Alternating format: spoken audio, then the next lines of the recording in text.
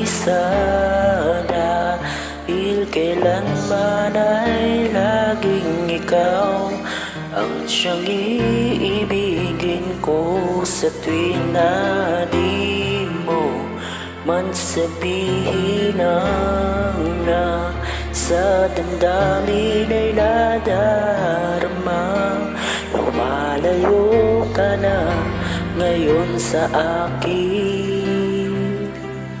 Kung mahal mo siya, ay pipilitin kong di mo makita na di ko kaya.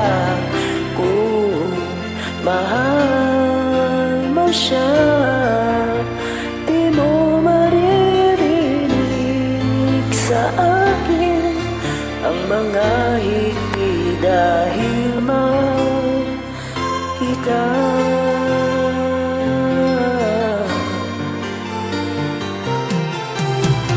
Kung di mo makita sa kanya ang nais, ay narito ako, naghihintay pa rin lagi ang puso.